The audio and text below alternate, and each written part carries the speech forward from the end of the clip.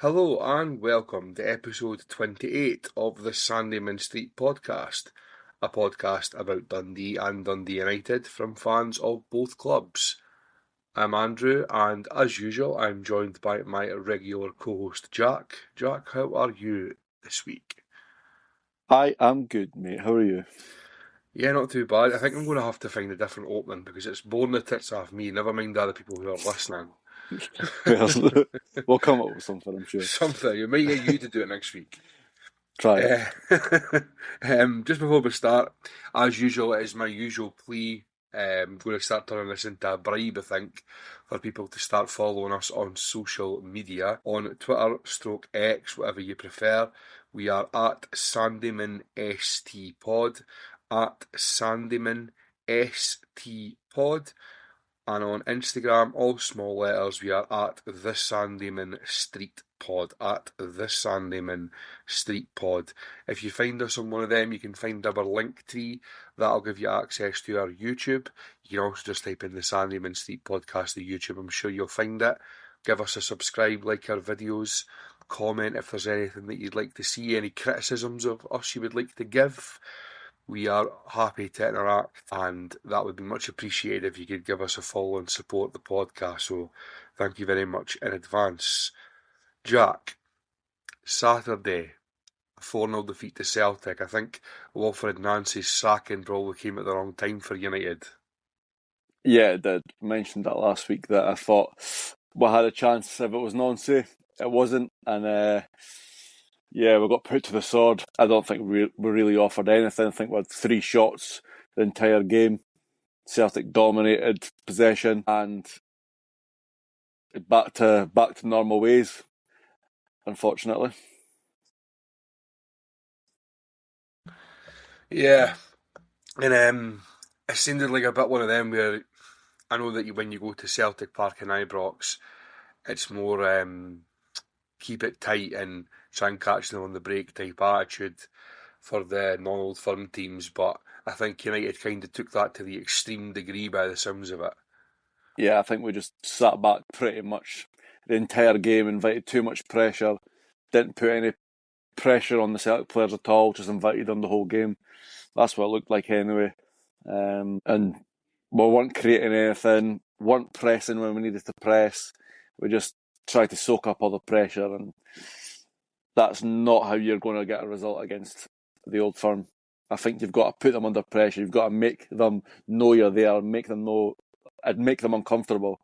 And I feel like that's how you get a result out of Celtic or Rangers. But Jim Goodwin's obviously thought otherwise. Thought would be better just sitting back, absorbing the pressure, park the bus, so to speak, and try and ground out a draw. And it's obviously not worked at all.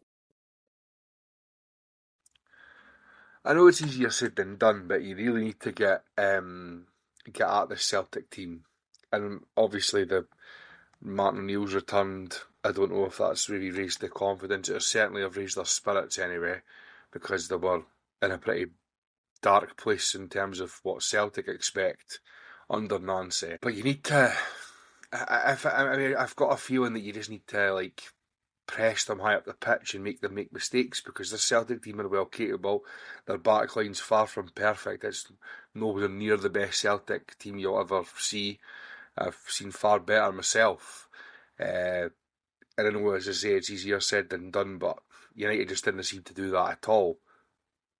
No, I think, like I say, I don't think he's set the team up to press them, to make them uncomfortable.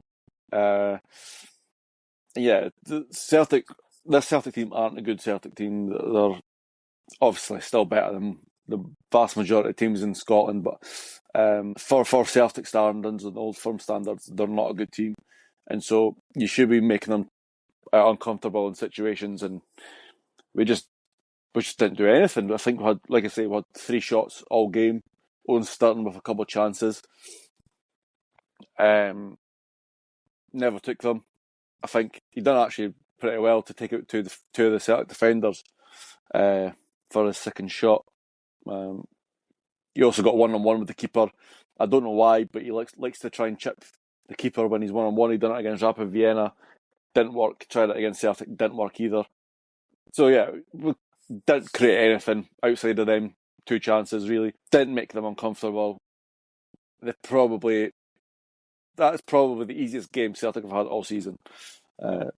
We just offered nothing, and I think honestly, mate, the pressure's on Goodwin now because you at least want to show some fight, and there was nothing there, mate. Nothing at all. Certainly didn't seem like that anyway. I mean, I know that going to Parkhead is different to playing them at Tannadice where they've recently beat them, and I understand that it was a different man in charge, but same group of players. And United in that first half at Tannadice, I don't know much about Saturday. I'd seen the highlights, but the first half of Tannadice, it seemed to be a similar theme to what happened on Saturday. And then they came out in the second half and they had a go at them and they managed to beat them. Yeah. So I know that when you go 2-0 down at Celtic Park, it's hardly easy, but I think by the sounds of it, the warning signs were there fairly early on for Jim Goodwin to make changes. I don't think it was too late into the game or late into the first half, shall I say, that Celtic went 1-0 up. They went 2-0 up relatively quickly, am I right in saying? Maybe 5-10 minutes later. Yeah, I think so. But something's got to change, and I'm a massive fan of managers who make changes as soon as they see them. Whether if that has to be a substitution in the first half, then it has to be a substitution in the first half. And I think Jim Goodwin had to recognise fairly early on that the tactics weren't working. I did see the one that you're on about with the boy Sturton, where he tries to lift it. Mm-hmm. You put your laces through that. You're right in clean through on goal. Yeah. Like 15 yards out or whatever like that. Just put the laces through it or put the side foot through it and pick a corner. If you miss it, you miss it. But he just makes himself look daft. Yeah. He did And it against Rapid Vienna, mate, as well. yeah, I was just about to say that. If you're saying that you tried to do that against Rapid Vienna as well, then it's obviously a bit of a theme. And is it because he's overconfident? Is it because he's got no confidence? I don't know. But in my opinion, if you're in the middle of the box with just the goalkeeper to beat, you're placing it. Yeah. You've got it's just composure, mate. You've just got to be composed and pick your spot and stick with it. You know what I mean? Mm-hmm. And I think I don't know if it's like you say a confidence issue where he wants to get a goal and chip a goal, chip the keeper, and that'll boost his confidence big time. And the fans will be, oh my god, that's amazing! Like that's so good for a youngster. You'd get the same respect if you just scored the goal in general, mate. Never mind chipping the keeper. Like you're at least probably more likely to score the goal if you try and place it or put your laces through it rather than chipping the keeper, because keepers are getting wise to that nowadays, and you rarely see a keeper getting chipped often. So yeah, it's just poor decision making by Sturton. But I'm not having to go at the lad. He's like I say, he's only 17, 18 year old. He's obviously got some potential. And yeah, I'm sure that the correct decision making will come with age. As for Jim Goodwin, mate, I think, and the tactics he's set up with against Celtic there, I think he took false confidence from the win at Tannadice. Obviously was sat back there, as you say, absorbed the pressure, and then attacked in the second half, got a couple of goals and won the game. But if you actually watched that game, mate, Celtic missed 2 or 3 absolute sitters in that first game at Tannadice. And if they'd have scored 3 goals, like, you wouldn't be surprised.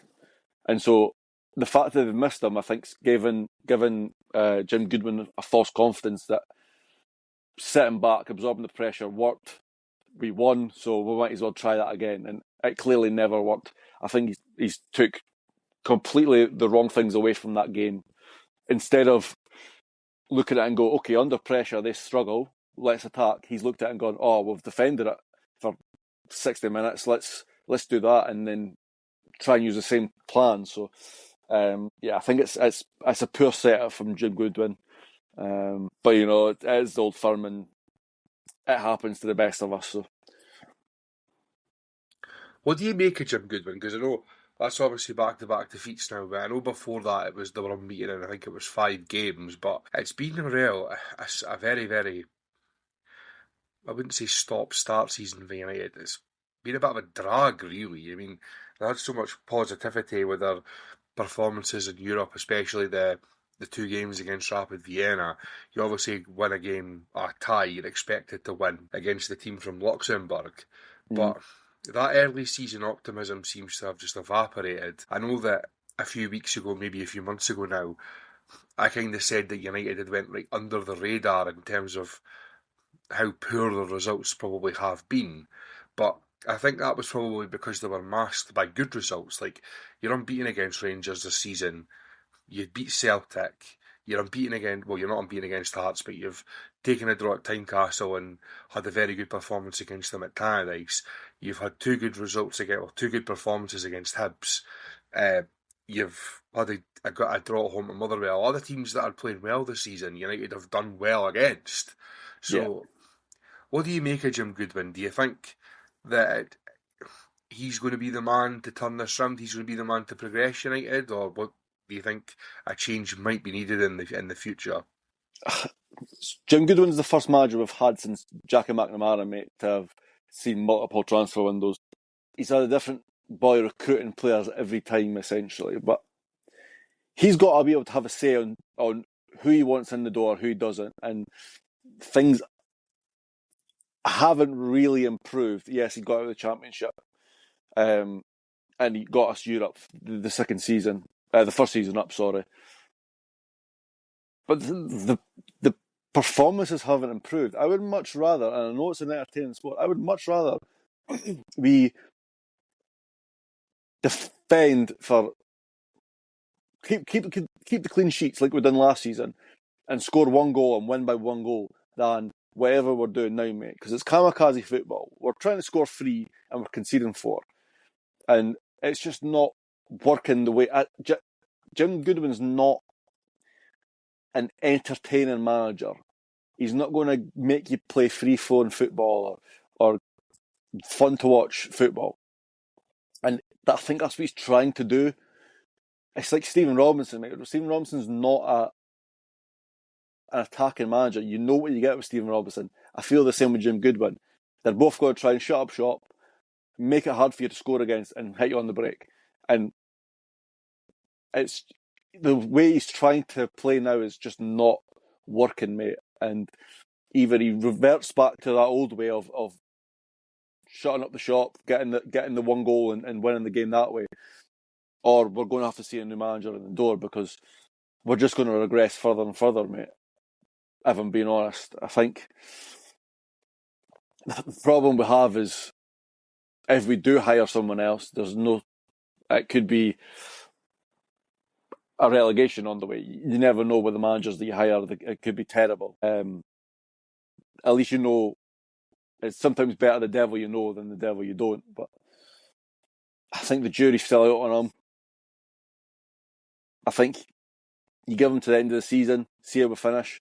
If we finish strongly, give him next season. If not, I think you get rid of him and bring someone else in, mate.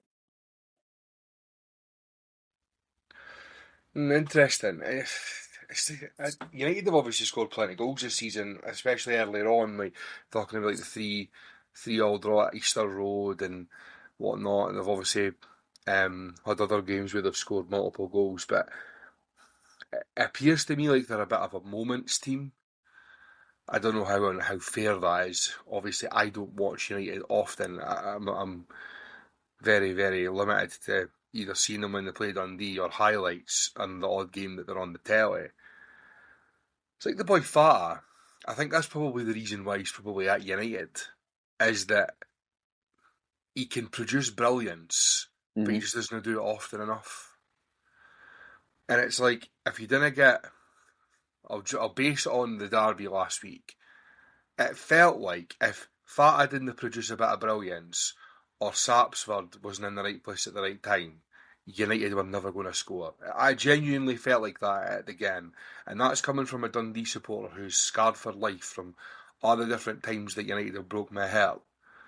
That you'd usually feel like well, it's inevitable that United are going to score eventually. Like they'll flick in off somebody's arse or something like that. I wouldn't say it was comfortable at the game last week, but I didn't feel like United really threatened. And looking back on the game, other than the chance, I'm talking about the second half here, other than the chance where Stevenson never really caught it and McCracken made a good save, United didn't really have anything of note that you were like, oh, they could have scored there. So I genuinely do think that the need to get recruitments in the attacking area of the pitch, and it's obviously the hardest place to get people, especially in January. Yeah, it is. We're not a creative team, mate. Despite scoring a lot of goals, or a fair few goals compared to last season, I think we're just not creating many chances. Like you say, if Fata's not creating anything, or if Satsur's not getting into the right space at the right time, we're creating nothing, mate. We've got nothing from the middle of the park. Both our midfielders there are more defensive orientated. They're not going to be playing them splitting passes for players to run on to. I think that's an area we can really strengthen in this window. I know it's difficult to say because it's difficult to do, because the January window is always quite quiet for that, and there's not many players available. But I think it is an area we need to strengthen because playing the two boys in the middle of the pitch aren't creating anything for us. And I think it's kamikaze football. Like I said, we're throwing everything at trying to score a goal, and then we're leaving ourselves open at the back. Look at how many times we get split open by through balls against teams. Celtic done it multiple times at Tannadice. I think they've done it a few times at Parkhead there as well. Players are always getting in behind our back line because we're too busy trying to push up and get a goal, create opportunities, and we definitely, I feel like, need another winger. If Dolchek's not going to play, we need to bring in another winger. Give us another option to create chances. I think it's a tactical issue. I think it's a personnel issue as well. So we're going to have to see if we can recruit there, or if Jim Goodwin can change things, because whatever they're doing just now is it's not clicking. And if Fata is having an off game or Satsur's having an off game, then we're not going to score ultimately. Like you say, I mean, I think you'll be able to tell me if I'm missing people, but you've got Sibbald and the boy Kamara in the middle of the pitch, and I'm just kind of parroting what you were saying, but they're not really going to cut teams open. I mean, Sibbald has a bit of guile. He could probably pick a pass, but he's not really going to drive through the middle of the pitch. I mean, correct me if I'm wrong there, but I don't feel like that's his game, or necessarily one of the major strengths of his game. Kamara's a bit of an all-action player, a breaker-upper, gets the ball around, and he's a bit of a buzz bomb. He's here, there, and everywhere, but he's not going to get the ball inside his own half, drive forward, and put through a killer pass. So I think United are really missing. And I know this is a bit of a lazy kind of example, but I kind of like a Scott Allen, a central player who can get the ball in the half turn and can pick a pass. And I know that at the beginning of the season, a lot of people right around Scottish football who were watching United were a bit fearful of the front three of Fata, Sapsford, and Dolchek. Now, as well, no, Dolchek's went right off the boil. Whatever has happened to him, I don't know. But yeah, it seems like that's dried up, and I know that we're speaking about this after a 4-0 defeat at Celtic Park. It's probably the hardest place in the country to go and win. Never mind, well, obviously score goals and stuff like that. It's you're not going to go to Celtic Park and be a high-scoring team usually, so it's maybe a bit unfair to do it right after a game at Celtic Park. But it's a bit worrying for United, and it's something that I feel like might be needing to be addressed. We have got the boy Eskes in. I feel like he's a player that can maybe do that sort of game, but No seen enough of him though, have you? no, I mean, he's come off the bench a few times. But I feel like that's his kind of game. Is like, obviously I've only seen highlights and whatnot, but I feel like that is his game, is trying to be a bit more creative. but the problem is the tactics don't allow it. And I think we need to, if we want to have a player in there that can create things, drive at defences, and try and split passes, split the defence open with passes. I think we need to move away from three at the back, but I don't see Jim Goodwin ever doing that. I think we need three boys in the middle of the pitch. That would allow you to have that boy that can roam and create passes, create chances, while still having your wingers. But yeah, I don't see Jim Goodwin doing that. So until either it's Jim Goodwin changes tactics, I don't think we're going to have that player in the middle of the pitch that will drive at defences and be a creative linchpin that the team needs. And just before we kind of move on, when do you reckon United are going to end that Celtic Park hoodoo? Probably another 40 years or something, mate. Boxing Day 1992, if I'm right. And apparently only United and Kilmarnock have had runs over a certain period of time where they've not won at Celtic Park. I think Kilmarnock's was something mental, like 50 years or something like that. They never won at Parkhead. Jesus. And I mean, you put that into consideration that Kilmarnock are in the 21st century anyway, in the late 90s, were never out the top flight. Mm-hmm. I think it was 2012 they broke the record. I don't know too much about the early 90s, the 80s and whatever. Maybe they were down the leagues in them decades and they won that Parkhead, so that stat might be a wee bit more understandable that way. But they were at Parkhead a fair few times. And how many seasons since 1982 have United been out the league? 6, maybe 5? Yeah, something like So, that. so they've been at Parkhead plenty of times in that period of time. I wonder what it It's is that just makes us unable to win there. I always find well, these hoodoos strange, mate. I mean, it's not like you're no going to Kilmarnock or Motherwell and not winning in 15, 25, 30, 35 year.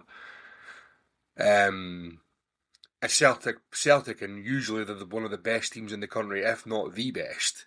So Yeah, it's understandable in that regard, but it is a long, long, long period of time. And you think about some of the teams that have went there in that space of time and won. but yeah, that's true, mate. Yeah, it is. Who knows, mate? Honestly, who knows? I can't see it being any time in the next couple of years anyway. Let's put it that way. No, no. Well, here's hoping from a United point of view, but we'll move on just now to yesterday's game where Dundee faced Hearts, the league leaders at Dens. It was one of the games where you come away from it absolutely disappointed, gutted that we didn't take anything from the game. I thought we were well worth a point, but at the same time, you can't be too disheartened because I thought Dundee played away pretty well, to be honest with you. I don't know how much you've seen of it, if you've seen the highlights or whatnot. Hearts go down to 10 men, which means that they're not going to be all guns blazing from that point on. And I think they were more than happy to sit in and let Dundee try and break them down. And in the end, Dundee weren't capable of doing that. So fair play to them. It's the first time I've actually seen them this season, and I've seen them in the flesh. I've seen them on the TV a few times, and they're a decent team, but I feel like when Rangers came, Rangers were better. Mm-hmm. To be honest with you, when after Danny Rose had taken over, the boy Devlin, honestly, I've probably said it on here before. I can't stand him. He's like the new Scott Bram. Like nobody's allowed to touch him. As soon as anyone goes near Cammy Devlin, it's a foul. It gets right on my nerves. And I was going to include Ref Watch this week, but I felt like it was probably a bit daft to do it for one particular incident, which was the lead up to the Hearts goal. Now, We could have have you seen also it? talked about the potential Celtic red card. Well, yeah. Since you brought that up, what do you reckon? I mean, it's what the Arujo booking. Yeah, on Ferry. Well, Ferry, yeah. Mate, that's reckless, mate.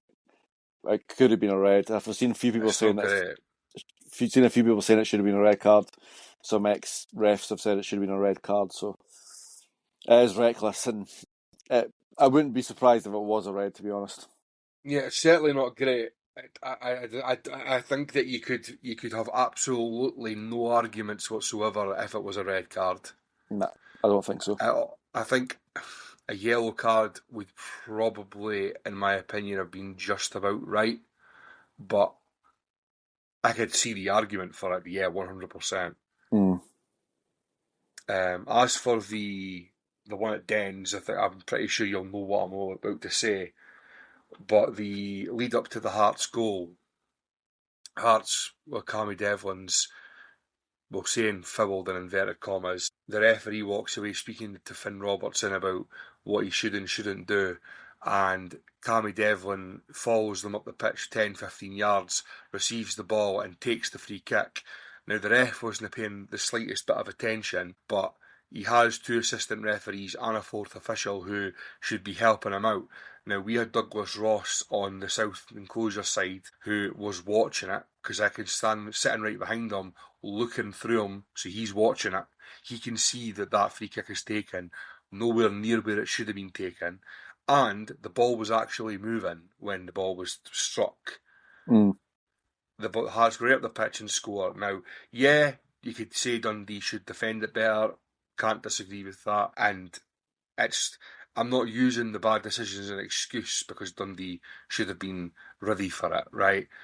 It's not an excuse. It's just annoying, because I'm not coming on here for a second and saying that the free kick should be taken on the same blade of grass where the offence took place, because it's unrealistic, and you're never ever ever going to be able to take the free kick exactly on the exact spot where it was happened, unless the boy went over and the ball got caught between his feet and never moved, or something daft like that.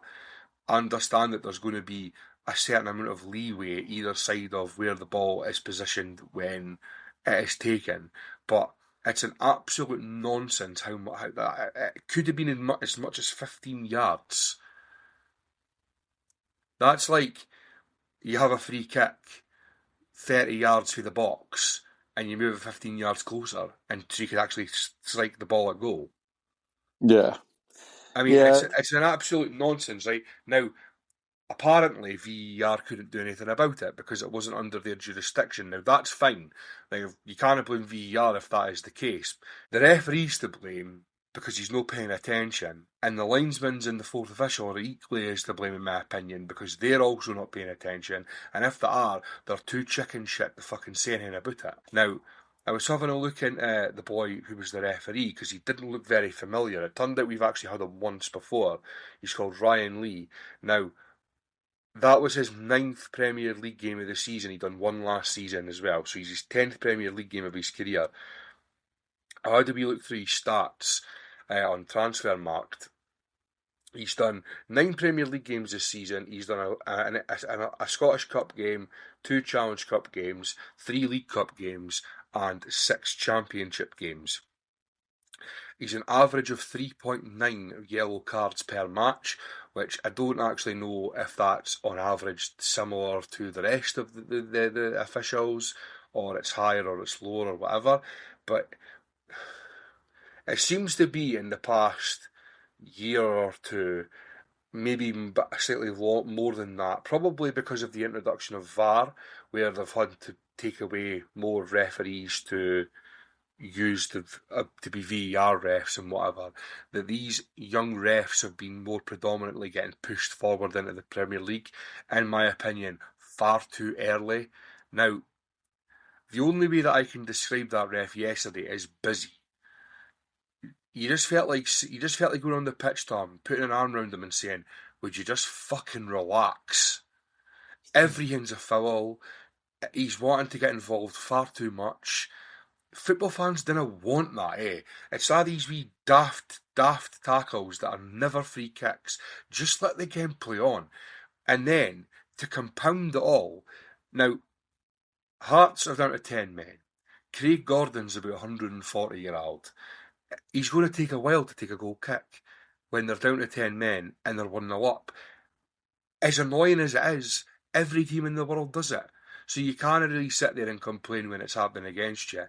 But you should be able to watch all this unfold, knowing that the referee will say, I've clocked that, and I'm going to add that on at the end. This is where my whole time wasting and stopping the clock argument comes back into play again. Like, I'm not going to go over old ground.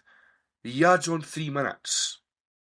Mate, there was about 6 substitutes in the second half. Craig Gordon wasted about 5 minutes himself taking goal kicks. And he adds on 3 minutes. We played Falkirk a couple of weeks ago. Now, granted, it's a different ref. Every ref's different and whatever.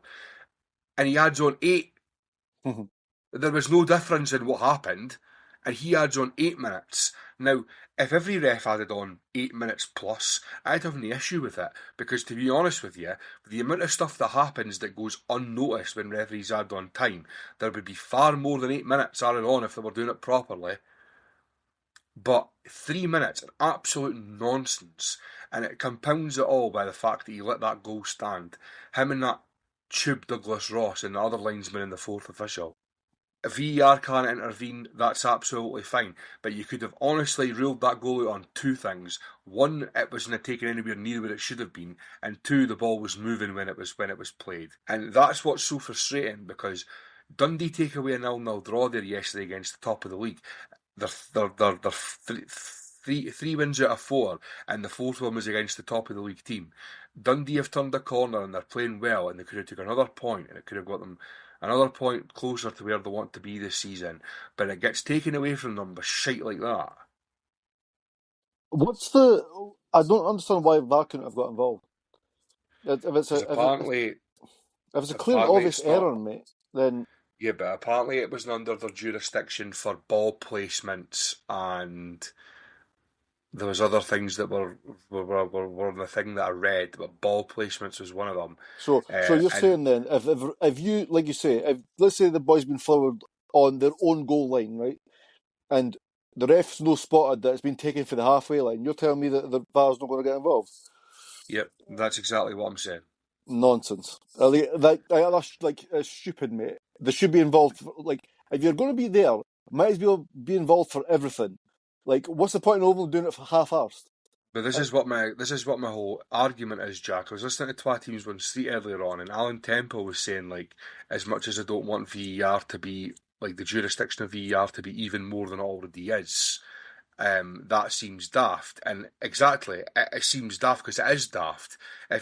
This is why the whole clear and obvious thing's bollocks for me, because you either give the decisions correct or you didn't. Like, a ref, who decided what is a clear and obvious error and what's an error? So a referee could give something that, if you're sitting in the VAR booth, you could go, I actually think that might be, but it's not clear and obvious. Like, how do you decide what's clear and obvious and what's not? So there was one on Thursday night. I was sitting watching the Arsenal-Liverpool game, and Wirtz is taken out in the box. I'm sitting in the living room watching the game with Dad. He thinks it's a penalty, I think it isn't. But I'm probably saying that I like Liverpool. I'm probably saying that because I didn't want to be biased. If you watch it, it probably is a penalty. The boy Trossard stands in front of him, makes no attempt for the ball, but it's not a glaringly obvious mistake. So that the VAR didn't give it. It should be, I've said this before, it should be you get 3 calls a game. Jim Goodwin sees it, let's say it was a United game, Jim Goodwin sees it and goes, I don't think that's fair, I'm going to challenge that. And the ref, they should be allowed to challenge that. Yeah, that specific thing. I think it should be very similar to that as well. I think that the only thing that VAR should have total blanket jurisdiction on is offsides, because offsides is factual. Regardless of whether people say, he was only a ball hair offside or not, he's offside or he's not. It doesn't matter whether he's a ball hair off or he's 2 mile off, he's offside. So the only thing that you can say that's not an opinion or it's not somebody's interpretation is offside. So VAR should be involved for that, right? But I would caveat that by saying that the Scottish football VAR that's from fucking Poundland, where they've only got 3 cameras along the side of the pitch, should be improved. So they should have multiple cameras so they can get all the angles needed to give offsides properly. that should be in place. And then what I would do is have an American football system. Like, for example, in American football, you get 3 timeouts and a half. I'm not on about having timeouts, but there's the referees have all got yellow flags and the coaches have got red flags. So if the coaches throw their flag on the pitch and that's appealing some decision that's been called or a call for those who don't watch American football. And if they are deemed to be correct and the decision's either overturned or whatever, and the call was made correctly, they get to keep one of their timeouts. If they challenge it and it's deemed that they were wrong to challenge it, they lose a timeout. Like in tennis, when you get the three challenges, I think a coach should have, say, 2 challenges a half. If he wants to challenge a call and he's right, he gets to keep it, and if he's wrong, he loses his call. And by the way, in the Premier League in Scotland, every single team's bench has got monitors watching the game. So there should also be a time limit on how long they should be allowed to challenge it for. So say 30 seconds. And if they don't challenge it within 30 seconds, they'll lose the chance to challenge it. And that would keep the game flowing and keep people happy, because you know as well as me, football fans' biggest gripe about VAR is the waiting time. Like how long it takes to make decisions. Yeah. So if you keep limits there so that you can't challenge something that happened 10 minutes ago, then I think that would be able to work in that way. And you wouldn't have all these things like for handballs and all that sort of thing happening. It would just be the referees have got offsides and the coaches have got what happens outside of that. Yeah. It should be a system like tennis, I think. But obviously, it's not happened, and we just have to accept that for now until maybe FIFA see otherwise. Yeah, for the Dundee game, we'll go back to that. For the Dundee game, mate, I think I didn't actually see that. I seen the goal, obviously, and I didn't actually take note of being away from where the foul was committed. But Dundee obviously should do better there, and yeah, they should have been more switched on. They've took advantage of it, and it's happened, mate. Obviously, if VAR interferes, which they should have, then it's a different story, but they never, so, because it's not within their jurisdiction. But yeah, Dundee were unlucky, mate. I thought they done pretty well after, obviously, their goalie got sent off. And Gordon makes a good save off of it. But yeah, it's unfortunate with the whole goal incident for Hearts, as it probably, or did, steal points off Dundee, which they probably should have had. Obviously, we can't really touch on the game without speaking about Craig Gordon's save. Now, 43-year-old Craig Gordon, I've been watching football since season to go older it down since the early 2000s, and Craig Gordon's been pretty much a constant the entire time I've ever watched football, apart from maybe 2 seasons at the beginning. But Craig Gordon's produced things like that, I get, maybe not to that extent, but he's produced good saves and whatever against Dundee for Hearts and for Celtic for as long as I could ever remember. Thankfully, I get to actually like him when he plays for Scotland, but that is some save. Absolutely unbelievable save. I actually thought it was in. See when it happened, it's the far side from where I sit. I started celebrating like it was in because I thought it was that. I thought it was a goal. I couldn't comprehend the fact that it had actually been saved. I thought it had hit the post because it was that unbelievable to me that you'd actually saved it. But what annoys me about it is, going back to what I'm saying, is I'm fucking moaning like fuck today. Is that no one's speaking about the Hearts' goal because of that save. Yeah, true. It was a really good save, mate. Save. Unbelievable. What chance have you got? Yeah. Just love some. But fair play to Hearts. I mean, they're doing really well, and to be honest with you, I kind of hope they do it now. I'm not a massive fan of Hearts, but I don't think they will, mate. They won it with Celtic or Rangers. I don't think they will. I don't think they're that good, mate. I don't think seeing the highlights and seeing you obviously used to watch them there at the weekend. I don't think they are a team you watch and go, oh, this team could win the league. Like they've never dominated the game like we've seen. So I don't know. I know I said earlier on in the season that I think they could do it when they were like 8 points clear. Obviously, that gap's shrunk now, and Rangers are on a good run, and Celtic will probably pick up as well. I don't know if they will. I honestly think Rangers could win it, but that's a story for another day, I feel. No, I think Rangers could win it as well. I genuinely do, and I think Celtic could win it as well. I think I predicted Hearts to be back into the park, not top of the league before Christmas. That didn't happen. I would make another prediction now, and I would hang my hat on this one, that I do think that it'll become tough for them in the run-in, and more specifically after the split. They've got to go to Ibrox. I think they're going to Ibrox fairly soon. They'll get Rangers at Tynecastle after the split, but they hate to go to Parkhead after the split. And I know at the moment it probably seems like Rangers are probably one of the team that you probably think are more likely. But I think once Celtic maybe get a player or two in the door, Martin O'Neill's there, massive amount of experience. I think as the season goes on, you'll probably see Celtic will become the main challengers to Hearts, and they'll have to go there. I know they've beat Celtic home and away this season, and they could well carry that on, but I just think that having to go to Celtic Park after the split will be very, very, very difficult for them, because how often did the Hearts go to Celtic Park where, yeah, it may well be a full house, but it's a full house and it's a big atmosphere. Celtic didn't really produce that sort of atmosphere like they would against Rangers or they would in Europe against any of the other teams in the league, because the fans turn up and think, oh, we'll beat them today. And they're a bit subdued and whatever. Whereas if Hearts are going to Parkhead after the split and it's a big, big game, the atmosphere will be pretty hostile for them, and I don't know if they'll be able to cope with that. But you never know. They've proved me and everyone else wrong consistently over the season so far. So stranger things have happened. Yeah, that's true. I mean, that's very true.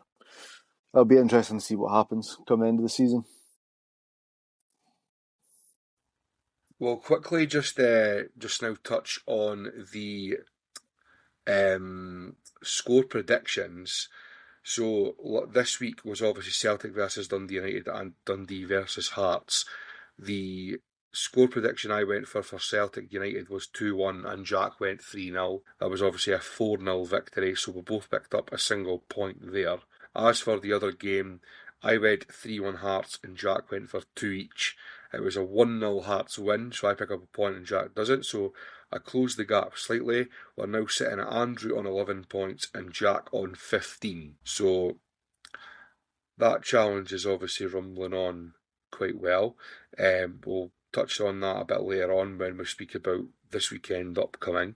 But we'll just quickly go over the rest of the Premiership card. The games on Saturday: Celtic 4, Dundee United 0, Hibernian 1, Motherwell 1, Livingston 1, Kilmarnock 1, and St Mirren 0, Falkirk 2. And on Sunday, Dundee 0, Hearts 1, and Aberdeen 0, Rangers 2. So, Jack, tell me about United's transfer news just now. Any ingoings, outgoings, what's happening at Tannadice? I've only seen one thing recently, and United are set to sign Neil Farrugia, I believe that's how it's said, on a long-term deal from Barnsley. Obviously, we've signed Max Waters from them on loan. We're signing Farrugia on the permanent from them. Jim Goodwin said that we wanted to sign him last January, but didn't have the budget for him, and he chose to sign for Barnsley instead. Played and won multiple trophies at Shamrock Rovers, so he's obviously got some experience behind him. As for position, not a clue, mate. I've seen left wing back, I've seen left mid, I've seen right winger, I've seen a right mid. I don't know where he plays. He could probably play everywhere on the pitch, to be honest. Rumoured to have some injury problems, but he's supposedly got over them. But let's be honest, I wouldn't be surprised if he pulled his hammy after his first game playing for us, as that's what pretty much everyone does playing at United. But yeah, Neil Ferrugia signed a long-term deal from Barnsley. As for outs, I've not seen anything. Rumours are Owen Sturton's still going to sign for Airdrie on loan. However, he has played a couple of games recently, so whether that's still the case is to be seen. What about Dundee? Anything from them? Before we touch on that, I did see a Barnsley fan on Twitter saying we've sent them Max Waters and now we're sending them Ferrugia. What have Dundee United done to us for us to be so cruel to them? Yeah, I've seen a few people saying that he's not exactly great. So No. Now, obviously, that could be a case of he could come to United and he could be brilliant. It's just a different environment. Every player plays differently from club to club, so and it's yeah, a different level. It's different teams, different level of football, different style of football. I think, especially down them sort of leagues in England, it's fucking landed the Giants, isn't it? but that's true. Yeah, Um, so you never know. Could be a good signing if he's done well in the League of Ireland. It's no Mugs League anymore, I don't think, especially to up the top half of it. Teams getting into Europe regularly, so yeah, yeah. yeah. We'll see. As for Dundee, just before we started the pod, I was alerted to the fact that Emil Aqua is apparently heading out on loan to Harrogate. Now, that's probably a good thing for us, well, free up some wages, and for him. He's on a 3-year deal. He's not produced anything. Don't think he's actually scored since the League Cup group phase, and even then it was only, I think, one, away to Bonnie Rig, so not really happened for him. He's not been getting much of a sniff. Obviously, he was the one yesterday who headed it when Craig Gordon pulled off his wonder save. But yeah, I think for the rest of the season, get going down there with the promise of potentially more game time. It's probably good for him if Harrogate are going to cover some or all of his wages until the end of the season. We could maybe get someone in on loan, maybe even another permanent signing to help out with Ash Hay and Simon Murray up front, especially Simon Murray, because it's really, really not happening for him this season. Just doesn't seem to be falling for him. Like, he came on yesterday and he was pretty much anonymous. Um, Speaking of as Murray, for mate. Sorry. on you, Speaking of Murray, do you reckon his legs have gone? Do you reckon his pace I don't has know. slowed down a bit? I don't know. I think last season the team was kind of built to service him, Mm. and this season it's maybe not so much. I think if you look at especially Tony Yagan, we'll play with a lot of width this season with Tony Yagan and Cameron Congreve. And if you ask a striker what they want in a wide man, it's get the ball down and get the ball in as early as possible, I would assume. I Mm-hmm. think if you were to ask Simon Murray that, he'd probably say something along those lines. If you look at Tony Yagan on the football, that ain't what he's doing. Yeah. He's getting the ball and beating his man about 4 times before he does anything. Now, his crossing's not the best. It's been improving recently.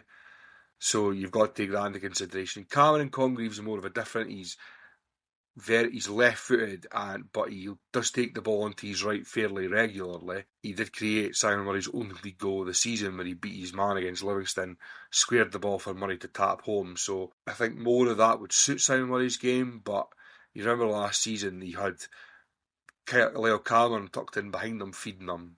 He scored a few headers from corners, whatnot. So he scored penalties as well. So we've not had a lot of them, and if we have, I don't think he's been on the pitch. So there's a lot of factors. I wouldn't say go as far as saying his legs are gone, but I just don't think the team's built this season to accommodate his strengths. As you could see, the majority of our goals are coming from midfielders this season.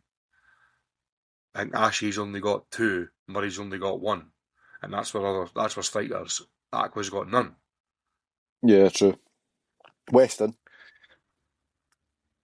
Wesley, yeah, sorry, Wesley, Joe sorry. Wesley being out injured. He's got 3, I think. So yeah, Joe Wesley. But to be fair to Joe Wesley, he's been playing here, there, and everywhere. I don't actually think he's been playing through the middle very much.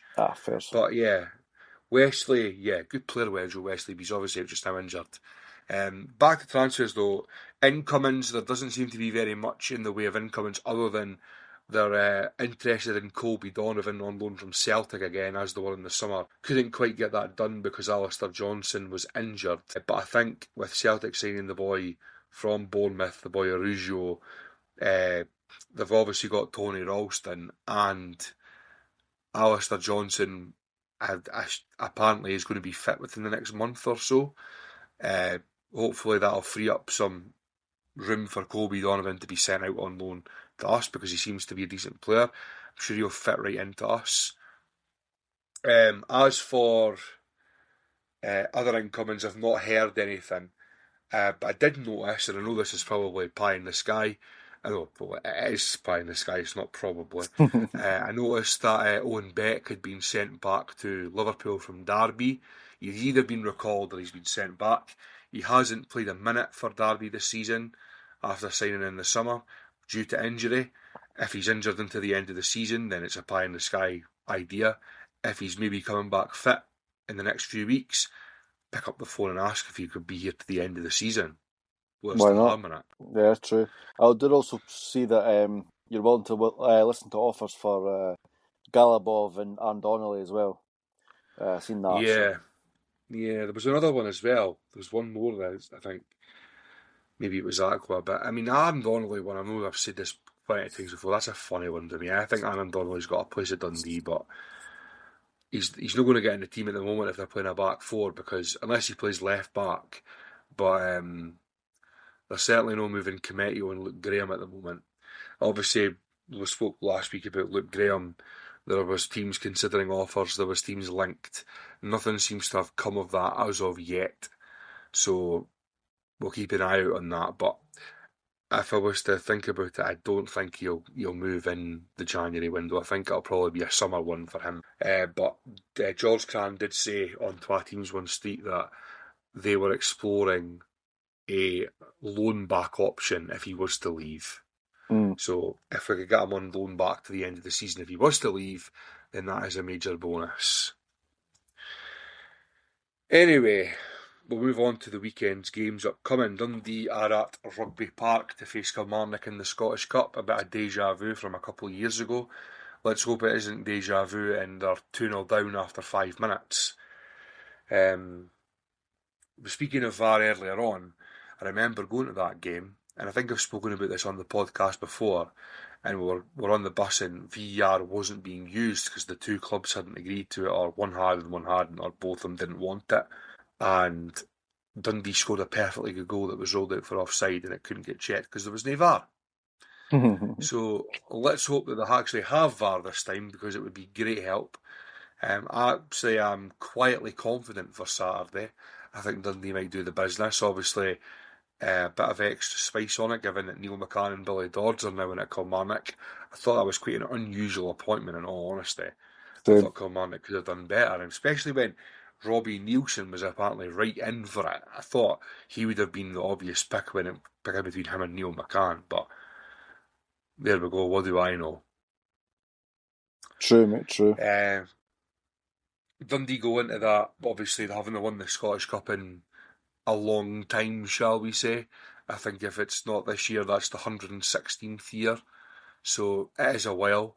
It would be nice to get a trip to Hampden. It'll be 20 years this year since the last time they've been there. So it would be nice to get a wee day out, even if they play Celtic and get humped. It would be nice to just have the opportunity to have a day out. So yeah, what do you reckon? Do you reckon that Dundee will go there confident, given that Kilmarnock have been hopeless recently as well? Yeah, I think you've got to be confident, mate. I think Neil McCann's first game was against Livy there, and I think Livy were the better team on paper, looking at the stats anyway. And if you're not dominating against Livy, then I think you're going to be on for a long season, to be honest. Although saying that Livy have done pretty well against other clubs, they've not been battered by a lot of teams, but I don't think they've been the better team against pretty much anyone. So yeah, Killie not in the best of form at the moment. Neil McCann not exactly known for his managerial prowess, but you never know. Dundee obviously won against Killie only a couple of weeks ago now, and despite having a new manager, I think you'll probably see a similar scoreline. Well, very good against Kilmarnock as well. Yeah. So yeah, I wouldn't be surprised if Obviously, Dundee won that. Obviously Chris Doolan was taking that game, but they've got their new manager in place. I mean, you never know. I suppose they could have a bit of calm. They're back at home, so it's another thing to take into consideration. Playing on the car park of a plastic pitch that Livingston have, so yeah, it's going to be interesting to see how that pans out. But extra time and penalties could also come into consideration. Yep. So let's just hope, fingers crossed, obviously from my point of view, that we can progress and maybe in the next round the cup draw gods are a bit more kind to Dundee. I know that it's not exactly the hardest draw in the world, but it's one away from home against the Premier League team. Dundee have had absolutely no luck whatsoever with cup draws for a lot of years now, to be honest with you. And it sounds like sour grapes. It probably is sour grapes, but it is factual as well. I mean, you take the last 4 years into consideration. I think this is the fourth round. In the fourth round draw in the last 4 years, we've had a Premier League team away from home 3 times, and the only time we didn't get that, we got United. Yeah, Funnily that's rough. enough, United was actually the one that we won. But it doesn't exactly give you inroads into trying to make a good cup run of it. But you never know. If we win this one, like Lallon won against United last year, we then got Airdrie and fairly comfortably beat them. So if we can get past this stage, then hopefully we can get ourselves a decent enough cup draw. But you never know. We'll wait and see. But United, it's a bit of a Dundee versus Ayrshire in the fourth round of the Scottish Cup this weekend, because as Dundee are at Rugby Park to face Kilmarnock, Ayr United travel to Tannadice to face Dundee United. What's your thoughts going into that one with Scott Brim's men coming to town? I'm hoping we don't see a Jim Goodwin special, to be honest with you. Obviously, not having the best of records in the Scottish Cup, famously getting knocked out by Darvel with Aberdeen. Yeah, it's a game I think we should win. Ayr are, I think they've won one in the last 5 in the league, in the Championship. They've only lost one as well, and that was against St Johnstone, who are top of the league. But I think it could be a tricky game for us. Scott Brown was linked with the Aberdeen job. I don't know whether that was through credit being a good manager or just because it's Scott Brown and having played for Aberdeen a little bit at the end of his career. Morton. Ayr have got a few good players. They've got George Oakley. They've got Scott McMahon, ex-United player there. They've got Leon King there on loan for Rangers, a good young centre-back. Kevin Holt. Yeah, he's there now. They've got a few. Curtis Main, I think he's there as well. So they've got some decent players. It just depends what United team turns up and if Jim Goodwin is scared of them or not. I think if he goes out there and tries to play passively, it could be a long game for us. I think we've got to go out there and try and assert ourselves very quickly and try and dominate the game, dominate possession. I don't see Jim Goodwin's team doing that often. But you never know. I think it could honestly be a 1-goal game. Who's that 1 goal goes to is yet to be seen, but hopefully we can progress and get a good draw in the next round.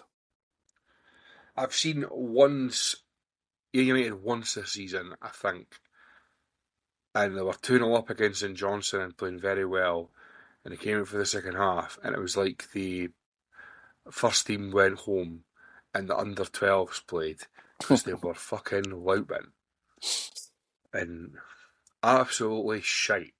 And St Johnstone, it was just inevitable that we're going to score, and then eventually they end up winning the match 3-2. But they're certainly a team that if you get at them and after them, they don't like it too much, and I would expect United to beat them this week. I'd hope so. So, we shall do our score predictions for this weekend. So, first of all, Jack, Dundee United versus Ayr United at Tannadice. Give me your prediction. I'm going to go 1-1, and then Right. United to progress on penalties. So we'll go 1-1. We'll go 1-0 as the result. Okay, so we'll just do 90 minutes to keep it. Yeah. To keep it. I'm going to go 2-0 United. And as for the Dundee Kilmarnock game,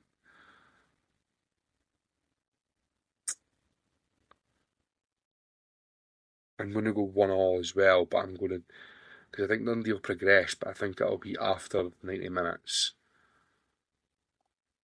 What about yourself? I'll go 0-0. Just 0 the last time we were down there. Okay.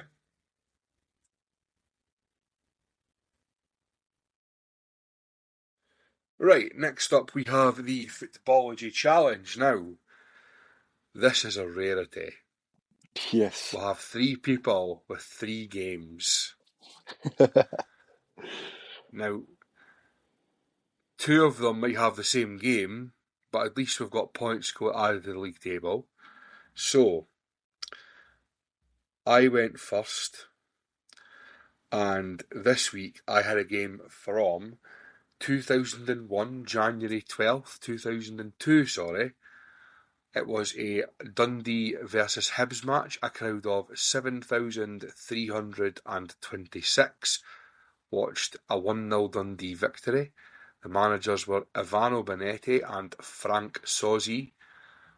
Dundee team that day: Julian Speroni, Massimo Beghetto, Walter Del Rio, Barry Smith, Fan Z, Javier Artero, Gavin Beath, Temuri Ketsbaya, Alessandro Romano, Fabian Caballero and Stephen Milne, and on the bench Jamie Langfield, Dave Mackay, Beto Garrido, Khaled Kalmas and Juan Sara. For Hibs, their team was Nick Colgan, Paul Fennick, Ulrich Larsson, Gary Smith, Ian Murray, Ulysses de la Cruz, Grant Murray, John O'Neill, Frederick Arpignon, Tam McManus and Gary O'Connor. On the bench, Tony Craig, Matthias Jack, David Zatelli, Paco Luna and Derek Townsley. I'm not going to claim for a second that I remember anything about this match, but I did watch the highlights on YouTube. The winner was scored by Fan Z on 66 minutes, across on the left-hand side, and he just beats the goalie to the ball and puts the ball into the net. So that moves me up the league to 24 points, but the match that Martin and Jack attended, which Jack's going to talk me all the way through in a couple of minutes' time, was a game from the 12th of January 2015, Hamilton versus Dundee United, and it was a 3-2 victory for United. So Martin moves on to 27 points, Jack on to 15. The managers were Martin Canning and Jackie McNamara. The teams: Michael McGovern, Grant Gillespie, Jesus Garcia-Tena, Mikey Devlin, Stephen Hendry, Dougie Imrie, John Routledge, Darian McKinnon, Ali Crawford, Tony Andrew and Michael Antoine Courier. On the bench, Darren Hill, Martin Cannon, Craig Watson, Louis Longridge, Eamon Brophy, Greg Docherty and Daniel Redmond. For United, Radislav Cherniak, Sean Dillon, Yaroslav Foyt, Connor Townsend, Stuart Armstrong, Callum Butcher, Aidan Connolly, Gary Mackay-Steven, Blair Skittle, Charlie Telfer and Nadir Chifche. And the bench, Mikhail Shromnik, Keith Watson, Ali Coote, Chris Erskine, Paul Payton, John Rankin and Ryan Dow. The scorers were Armstrong 38, Mackay Stephen 46, Garcia Tenor 57, Crawford 70 and Dylan 78. Now Jack, Martin isn't here, but you can fill me in with your amazing memory. Tell me all about that match. I'm going to shock you, Andy. I actually remember this match. So I remember it was Monday night game, mate. It was freezing cold. Me and Martin went to the game. I think maybe one of our other mates went as well. There was barely any fans there, to be honest with you, being a Monday night and all. We went to the game. We went 2-0 up. I remember it being quite a close game. Obviously, they ended up getting 2 back, and Hamilton fans are at the gate, shouting away, celebrating all the lot. And I'm almost certain it was a corner. Ball comes in the box. Sean Down at the back post heads it in about 5 minutes after they scored their equaliser. So we were going mental. I thought it was later than that, to be honest, but it wasn't. But yeah, United got the win 3-2, and I remember the game quite well because one of the boys that was on the bus we were on let off a flare. He got pulled over by the stewards and the police and talked to, and then got kicked out of the stadium. But it turned out he was on bail and he got away with it. He was absolutely shitting himself because he was scared that if they asked who he was properly, then or checked up on him, they would have seen that he was on bail and he would have got thrown back in the jail. So that's what I remember of the game. It was actually quite a fun game to watch, especially getting a late winner. So yeah, I actually remember that one.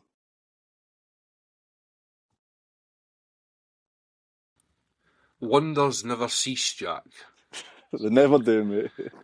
No, but I can't believe you remembered that a boy was out on bail, but you didn't remember anything else that happens on this podcast.